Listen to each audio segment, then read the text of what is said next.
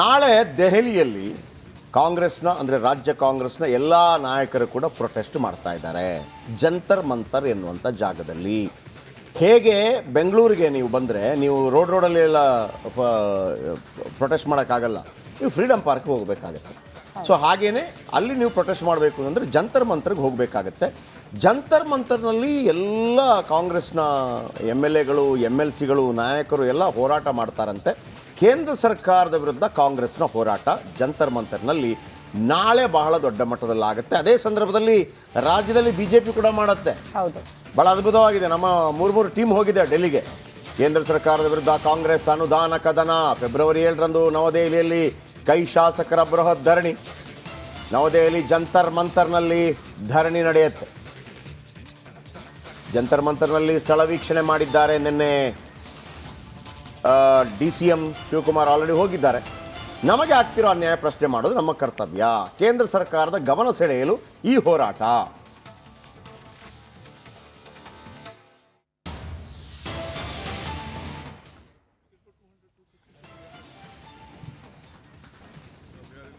ನಮ್ಮೊಂದಿಗೆ ಈಗ DCM DK Shivakumar ಇದ್ದಾರೆ. ಜಂತರ್ ಮಂತರ್ಗೆ ಆಗಮಿಸಿ ಇಲ್ಲಿ ಸ್ಥಳ ಪರಿಶೀಲನೆ ಮಾಡ್ತಾರೆ. ಅವ್ರನ್ನ ಮಾತನಾಡಿಸುವಂಥ ಪ್ರಯತ್ನವನ್ನು ಮಾಡ್ತೀನಿ. ಸಚಿವರು ಒಂದು ಮಾತು ಹೇಳಿದ್ದಾರೆ, ತೆರಿಗೆ ವಿಚಾರವಾಗಿ ಹಣಕಾಸು ಸಚಿವಾಲಯಕ್ಕೆ ಅದು ಬರೋದೇ ಇಲ್ಲ ಅಂತ ಹೇಳಿದ್ದಾರೆ ಇವತ್ತು ಸಂಸತ್ನಲ್ಲಿ.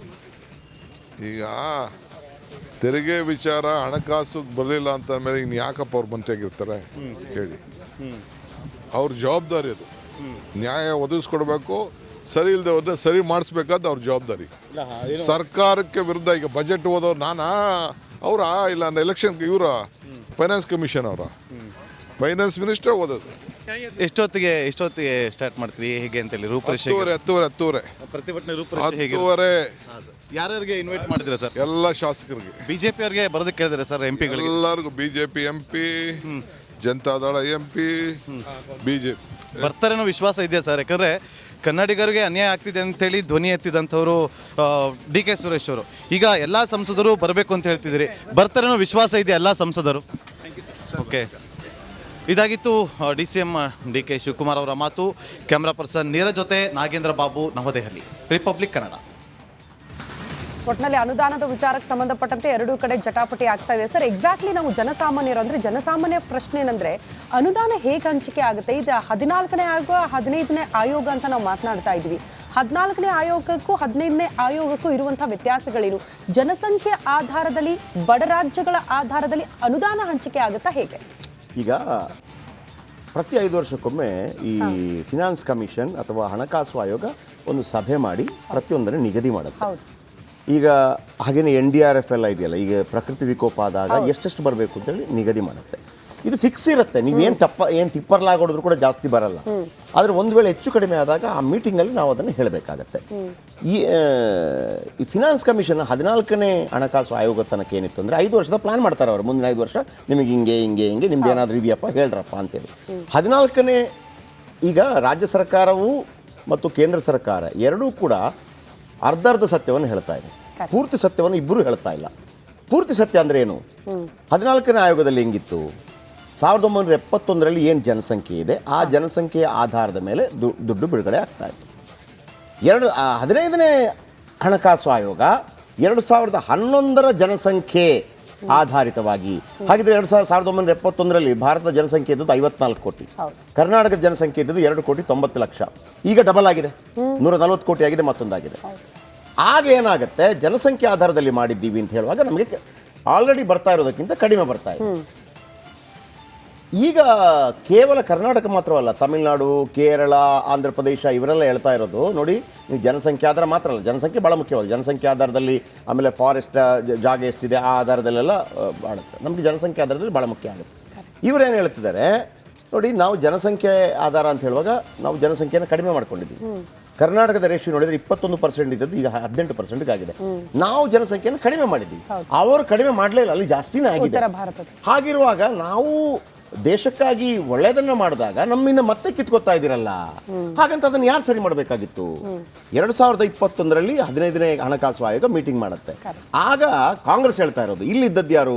ಯಡಿಯೂರಪ್ಪ ಮತ್ತು ಅದಕ್ಕೆ GST ಕೌನ್ಸಿಲ್ಗೆ ಹೋಗ್ತಾ ಇದ್ದದ್ದು ಬಸವರಾಜ ಬೊಮ್ಮಾಯಿ. ನೀವು ಅದನ್ನು ಹೋಗಿ ಹೇಳಬೇಕಾಗಿತ್ತು, ನಮಗೆ ಅನ್ಯಾಯ ಆಗ್ತಾ ಇದೆ, ನಮಗೆ ಇಷ್ಟು 1 ಲಕ್ಷ ಕೋಟಿ 5 ವರ್ಷಕ್ಕೆ ಕಡಿಮೆ ಆಗತ್ತೆ, ನೀವು ಹೇಳಬೇಕಾಗಿತ್ತು, ನೀವು ಹೇಳಲಿಲ್ಲ.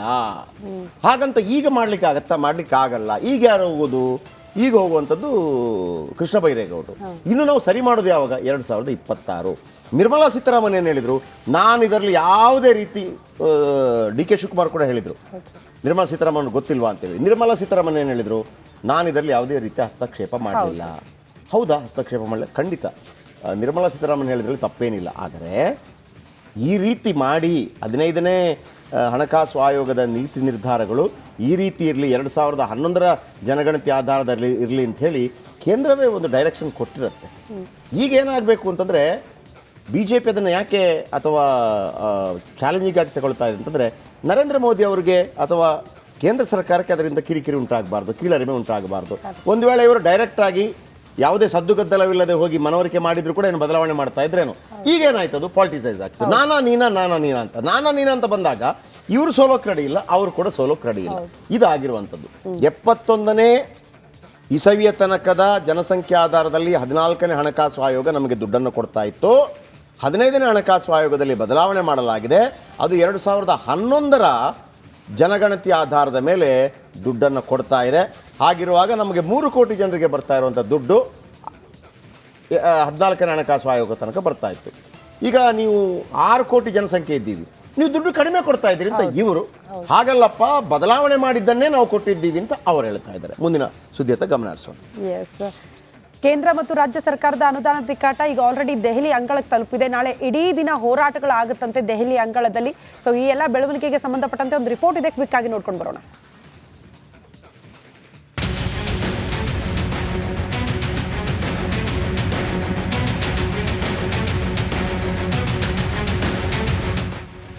ಸರ್ಕಾರದ ಬಜೆಟ್ನಲ್ಲಿ ರಾಜ್ಯಕ್ಕೆ ಅನ್ಯಾಯ ಆಗಿದೆ ಎಂಬ ಸಮರ ಇದೀಗ ದೆಹಲಿ ಅಂಗಳಕ್ಕೆ ಕಾಲಿಟ್ಟಿದೆ.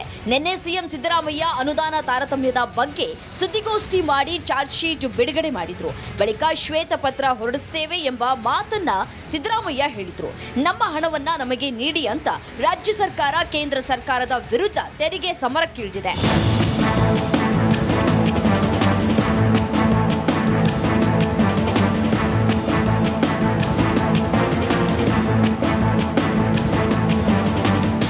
ಹೀಗಾಗಿ ರಾಜ್ಯಕ್ಕೆ ಆಗಿರೋ ಅನ್ಯಾಯವನ್ನು ಖಂಡಿಸಿ ನಾಳೆ ದೆಹಲಿಯ ಜಂತರ್ ಮಂತರ್ನಲ್ಲಿ CM Siddaramaiah, DCM DK Shivakumar ಸೇರಿ ಕಾಂಗ್ರೆಸ್ ಪಕ್ಷದ ಶಾಸಕರು, ಸಂಸದರು ಸೇರಿ ಎಲ್ಲಾ ಜನಪ್ರತಿನಿಧಿಗಳು ಪ್ರತಿಭಟನೆ ಮಾಡಲಿದ್ದಾರೆ.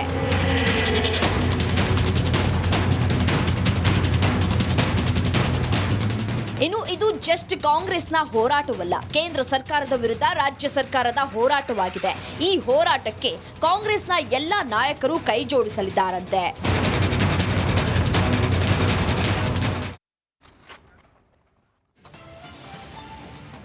ಓಕೆ, ಹಾಗಿದ್ರೆ ಬನ್ನಿ ವೀಕ್ಷಕರೇ, ಯಾವ ರಾಜ್ಯಕ್ಕೆ ಎಷ್ಟು ಕೋಟಿ ಬಂದಿದೆ ದುಡ್ಡು ಅಂತ ಇದು ಒಂದು ಲೆಕ್ಕಾಚಾರ. ಇದು ತುಂಬ ಜನರಿಗೆ ಇದು ಅರ್ಥ ಆಗಲ್ಲ, ಆದರೂ ಹೇಳ್ತೀನಿ. ಅಂದರೆ ಉತ್ತರ ಪ್ರದೇಶಕ್ಕೆ ಎಷ್ಟು ಬಂತು ಈ ಬಾರಿ, ಕರ್ನಾಟಕಕ್ಕೆ ಎಷ್ಟು ಬಂತು, ಉತ್ತರ ಕರ್ನಾಟಕದ ಜನಸಂಖ್ಯೆ ಏನು, ಜನಸಂಖ್ಯೆ ಹೆಚ್ಚು ಇದ್ದವರಿಗೆ ನೀವು ಜಾಸ್ತಿ ಕೊಡ್ತೀರಿ ಅಂತಂದರೆ ನಾವು ಮೊದಲೇ ಜನಸಂಖ್ಯೆ ಜಾಸ್ತಿ ಮಾಡ್ಕೊಳ್ತಾ ಇದ್ವಿ. ಹಾಗಾಗಬಾರ್ದಲ್ಲ, ಹಾಗಾಗಬಾರ್ದು. ಈಗ ಅಲ್ಲಿ ಲಾಲು ಪ್ರಸಾದ್ ಯಾದವ್ ಬಗ್ಗೆ ಒಂದು ತಮಾಷೆ ಇದೆ. ಅವರಿಗೆ 10-11 ಮಕ್ಕಳೇನೋ ಇದ್ದಾರೆ.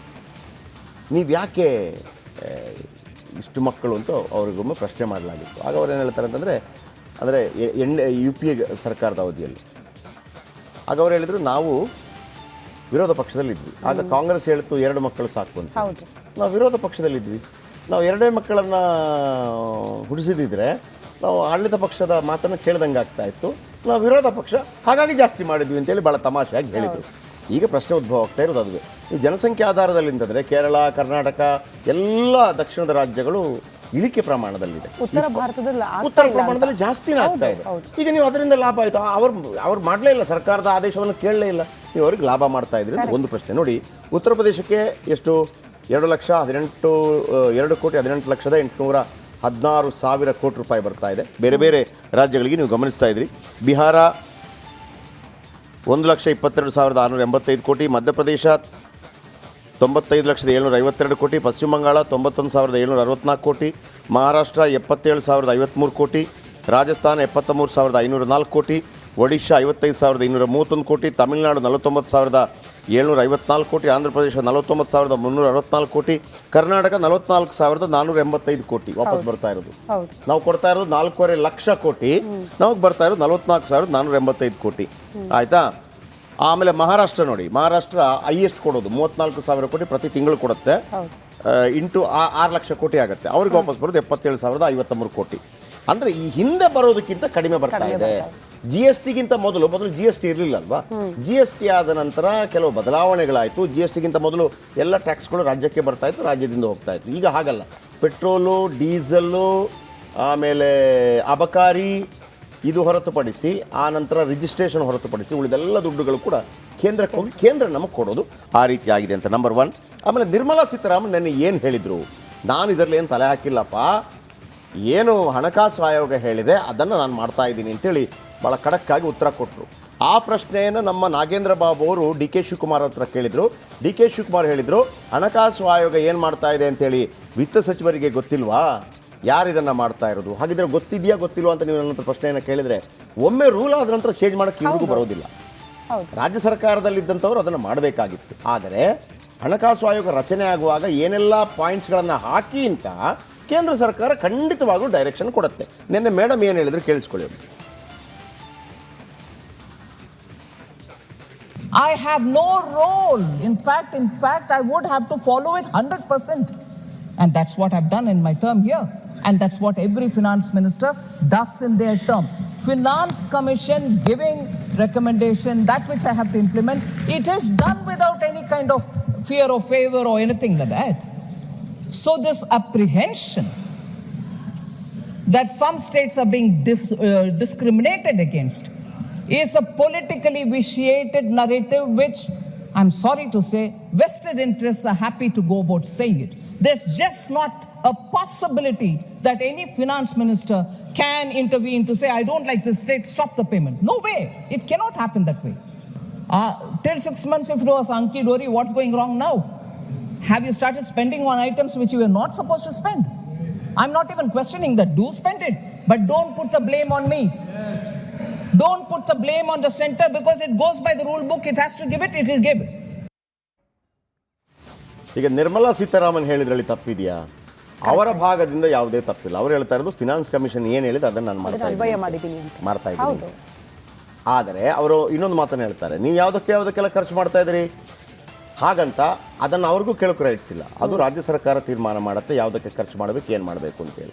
ನಿರ್ಮಲಾ ಸೀತಾರಾಮನ್ ಹೇಳಿದ್ರಲ್ಲಿ ತಪ್ಪಿಲ್ಲ. ಹಾಗಿದ್ರೆ ರಾಜ್ಯ ಸರ್ಕಾರದ ವಾದ ಏನು ಅಂತಂದರೆ, ನೀವು 15ನೇ ಹಣಕಾಸು ಆಯೋಗ ಏನು ರಚನೆ ಆಯಿತು ಅದರಲ್ಲಿ ಮಾಡಿರುವಂಥ ಬದಲಾವಣೆಗಳು ನಮಗೆ ತೊಂದರೆ ಉಂಟು ಮಾಡ್ತಾ ಇದೆ, ಸರಿ ಮಾಡಿ ಅದನ್ನು ಅಂತ. ನಮಗೆ ಮೊದಲು ಬರೋದಕ್ಕಿಂತ ಕಡಿಮೆ ಬರ್ತಾ ಇದೆ, ನೀವು ಜಾಸ್ತಿ ಕೊಡಬೇಡಿ. ನಾವು ಮೊದಲೇನು ಬರ್ತಾ ಇತ್ತು ಅಷ್ಟು ಬಂದರೂ ಸಾಕು, ನಾವು ಜಾಸ್ತಿ ಕೇಳ್ತಾ ಇಲ್ಲ. ಅದು ಸರಿಯಾಗಬೇಕು ಅಂತಂದ್ರೆ ಏನಾಗಬೇಕು, ಅದಕ್ಕೇನಾದರೂ ಇಂಟರ್ಫಿಯರೆನ್ಸ್ ಆಗಲೇಬೇಕು. ಇಂಟರ್ಫಿಯರೆನ್ಸ್ಗೆ ಅವಕಾಶ ಇದೆಯಾ ಗೊತ್ತಿಲ್ಲ. ನಮಗೆ ಗೊತ್ತಿರೋ ಪ್ರಕಾರ ಅಥವಾ ನಿರ್ಮಲಾ ಸೀತಾರಾಮನ್ ಹೇಳೋ ಪ್ರಕಾರ 2021ರಿಂದ 2021ರಲ್ಲಿ ರಚನೆ ಆಯಿತು 15ನೇ ಹಣಕಾಸು ಆಯೋಗ. 2026 ತನಕ ನಾವು ಬಾಯಿ ಮುಚ್ಕೊಂಡು ಕೂತಿರ್ಬೋದು. 2026ಕ್ಕೆ ಮತ್ತೆ ಹೇಳಬೇಕಿಲ್ಲ, ಮಿಸ್ಟೇಕ್ ಇದೆ, ಮತ್ತೊಂದಿದೆ. ಈ ಮಿಡ್ಲಲ್ಲಿ ಏನಾದರೂ ಮಾಡಿ. ಈಗ ಕಾವೇರಿ ನದಿ ನೀರು ವಿಚಾರ ಬಂದಾಗ 6 ತಿಂಗಳಿಂದ ಸರಿಯಾಗಿತ್ತು, ಇಲ್ಲಿ ಬಿಜೆಪಿ ಅಧಿಕಾರದಲ್ಲಿತ್ತು, ಕೇಂದ್ರದಲ್ಲಿ ಬಿಜೆಪಿ ಅಧಿಕಾರದಲ್ಲಿ ಇದ್ದಾಗ ಸರಿಯಾಗಿತ್ತು, ನಾವು ಅಧಿಕಾರಕ್ಕೆ ಬಂದಿದೀವಿ ಅಂತ ತಾರತಮ್ಯ ಅಂತ, ಇದು ಒಪ್ಪುವಂತ ಮಾತಾ ಅಂತ ಕಾಂಗ್ರೆಸ್ ನಾಯಕರು ಹೇಳ್ತಿದ್ದಾರೆ. 6 ತಿಂಗಳ ಹಿಂದೆ ಚೆನ್ನಾಗಿತ್ತು, ಇಲ್ಲೆಲ್ಲವೂ ಕೂಡ ಅನುದಾನ ಸರಿಯಾದ ರೀತಿಯಲ್ಲಿ ಬರ್ತಾ ಇತ್ತು, ಈಗ ನಾವು ಅಧಿಕಾರಕ್ಕೆ ಬಂದಿದೀವಿ ಅಂತ ಅನ್ಯಾಯ ಆಗ್ತಾ ಇದೆ ಅನ್ನೋಂಥ ವಿಚಾರವನ್ನ ಕಾಂಗ್ರೆಸ್ ನಾಯಕರು ಪ್ರಸ್ತಾಪ ಅದು ಸಾಧ್ಯನೇ ಇಲ್ಲ. 2021ರಲ್ಲಿ ಆಗಿದ್ದು, ಅದು ಬಿಜೆಪಿ ಗವರ್ಮೆಂಟ್ ಇದ್ದಾಗಲೇ ಆಗಿದ್ದು. ಕಾಂಗ್ರೆಸ್ ಅದನ್ನು ಆರೋಪ ಮಾಡ್ತಾ ಇದೆ. ಬಿಜೆಪಿ ಬೇಕಿದ್ರೆ ಕೇಳ್ಬೋದು, ನಿಮ್ಗೆ ಇಲ್ಲಿ ತನಕ ಸರಿ ಇತ್ತು, 6 ತಿಂಗಳು ಬಂದಾಗ 6 ತಿಂಗಳ ಮೊದಲು ನಿಮ್ಗೆ ಯಾಕೆ ನೆನಪಾಗಿಲ್ಲ ಅಂತ ಕೇಳೋದು ಅದಕ್ಕೆ ಅರ್ಥ ಇದೆ. ಇವರು ಮಾಡ್ತಾ ಇರೋದೇನು ಗೊತ್ತಾ, ಒಂದು ನಾನು ನಿನ್ನೆ ಕೂಡ ಹೇಳಿದೆ, ರಾಷ್ಟ್ರವಾದದ ವಿಚಾರದಲ್ಲಿ ಬಿಜೆಪಿ ಎಲೆಕ್ಷನ್ಗೆ ಹೋಗ್ತಾ ಇದೆ. ಆ ಭಯ ಕಾಂಗ್ರೆಸ್ಗೂ ಇದೆ. ನೀವು ರಾಮ ಮಂದಿರ, ರಾಷ್ಟ್ರೀಯವಾದ, ನರೇಂದ್ರ ಮೋದಿಗಿಂತ ಟಾಲೆಸ್ಟ್ ಲೀಡರ್ ಯಾರಿದ್ದಾರೆ ಈಗ? ಯಾರೂ ಇಲ್ಲ. ನರೇಂದ್ರ ಮೋದಿ ಒಂದೊಂದು ಕಾಲಘಟ್ಟದಲ್ಲಿ ಒಬ್ಬೊಬ್ಬರ ಮಾತನ್ನು ದೇಶ ಕೇಳುತ್ತೆ. ಅದು ನೆಹರು ಆಗಿದ್ದಿರ್ಬೋದು, ಅಥವಾ ಇಂದಿರಾ ಗಾಂಧಿ ಆಗಿರ್ಬೋದು, ವಾಜಪೇಯಿ ಆಗಿದ್ದಿರ್ಬೋದು, ಯಾರೇ ಆಗಿದ್ದಿರ್ಬೋದು. ಈಗ ಯಾರು ನರೇಂದ್ರ ಮೋದಿಯವರ ಮಾತನ್ನು ಕೇಳುತ್ತೆ. ಸೊ ಹಾಗಿರುವಾಗ ಕಾಂಗ್ರೆಸ್ಗೊಂದು ಭಯ ಇರುತ್ತೆ. ರಾಮ ಮಂದಿರ ವಿಚಾರವನ್ನು ಕೂಡ ಹೇಳಿದ್ರು ಅವರು. ಆಮೇಲೆ ಕೊನೆ ಭಾಷಣದಲ್ಲಿ ಜಾಡಿಸಿದ್ರು ಕಾಂಗ್ರೆಸ್ನ. ದೊಡ್ಡ ಮಟ್ಟದಲ್ಲಿ ಯಾರ ಬಾಯಿಯಿಂದಲೂ ಬರಲಿಲ್ಲ. ಯಾವತ್ತೂ ನರೇಂದ್ರ ಮೋದಿ ಇಷ್ಟು ಬರುತ್ತೆ ಅಂತ ಹೇಳೇ ಇಲ್ಲ. ಅವರೇ ಹೇಳ್ಬಿಟ್ರು 400 ಪಾರ್ 300 ಪಾರ್ ಅಂತಿತ್ತು. 400 ಪಾರ್ ಅಂತ ಹೇಳ್ಬಿಟ್ಟು ನಾವು 370 ಬರ್ತೀವಿ ಅಂತ ಹೇಳಿದ್ರು.